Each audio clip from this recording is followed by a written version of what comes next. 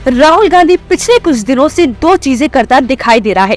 एक, आरक्षण की तख्ती उठाकर देश भर में घूमना और दूसरा, जाति जनगणना का हल्ला मचाना। लेकिन शायद ये भूल गया है कि अब देश में एक नई जाति पैदा हो गई है। मोदी जी के 9 साल के कार्यकाल में पूरे देश भर के अंदर एक नई जाति खड़ी हुई है।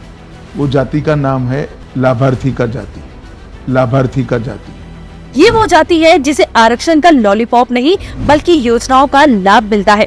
और अगर हम आपको कहें कि मोदी जी ने पूरे जर्मनी को मुफ्त सिलेंडर दे दिया है, अरे चौंकिए मत। हमारा मतलब है कि मोदी जी ने भारत के 9 करोड़ से ज्यादा लोगों को उज्ज्वला के तहत मुफ्त LPG सिलेंडर दिए हैं, जो कि जर्मनी जैसे देशों की कुल जनसंख्या से भी ज्यादा है। मोदी जी की PM आवास योजना से अब तक 3 करोड़ से ज्यादा लोगों को उनके सपनों का घर मिला है। वहीं एक तरफ कांग्रेस है जो सरकारी बंगले पर कब्जा करके बैठ जाती है और 3-3 करोड़ का रेंट तक नहीं देती।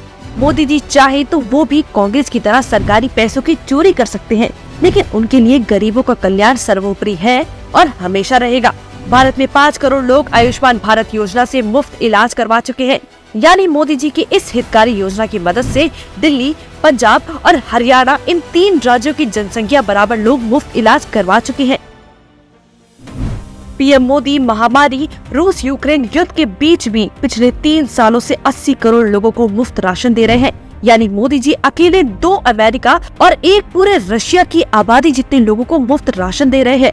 सोचिए ये कितनी लाभकारी योजना है जो भारत के आधे से ज्यादा लोगों का पेट भरती है। मोदी सरकार 34 करोड़ लोगों को DBT के माध्यम से 26.5 लाख करोड़ की आर्थिक सहायता कर चुकी है, जिससे टैक्स पेयर्स के 2.73 लाख करोड़ बच गए। भारत ने राफेल को लेकर फ्रांस के साथ 59,000 करोड़ की डील की थी। इतनी राशि में तो भारत राफेल जैसी 5 डील साइन कर सकता है और 180 राफेल भारत आ सकते हैं। ये जो चोरी मोदी जी ने रोकी है, इसी से उनके विरोधियों के पेट में दर्द हो रहा है। PM मोदी के 10 सालों के कार्यकाल में भारत के 25 करोड़ लोग गरीबी से बाहर निकले। आप सोचिए, जापान की जनसंख्या 12 करोड़ है, यानी मोदी जी ने लगभग 2 जापान की आबादी को गरीबी से बाहर निकाला है। ममता सरकार ने बंगाल में 2 लाख करोड़ खर्च करने की बिल तक सबमिट नहीं किए। वहीं मोदी सरकार ने डिफेंस मजबूत करने के लिए 2.6 लाख करोड़ का बजट रखा है। सिर्फ यही नहीं, कांग्रेस 1.76 लाख करोड़ की 2G स्कैम करती थी। मोदी जी ने ऐसे स्कैम से भी देश को बचा लिया। अरविंद केजरीवाल के दिल्ली जल बोर्ड में 20 करोड़ के घोटाले होते हैं और मोदी जी की जल जीवन मिशन से भारत के 13 करोड़ लोगों को नल का पानी मिल रहा है।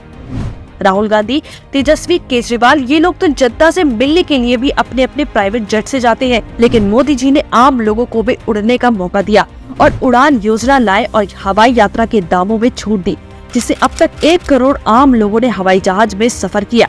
तो जिन जनता को लगता है मोदी जी ने 10 सालों में कुछ नहीं किया, ये आंकड़े उन सब के मुंह पर तमाचा है।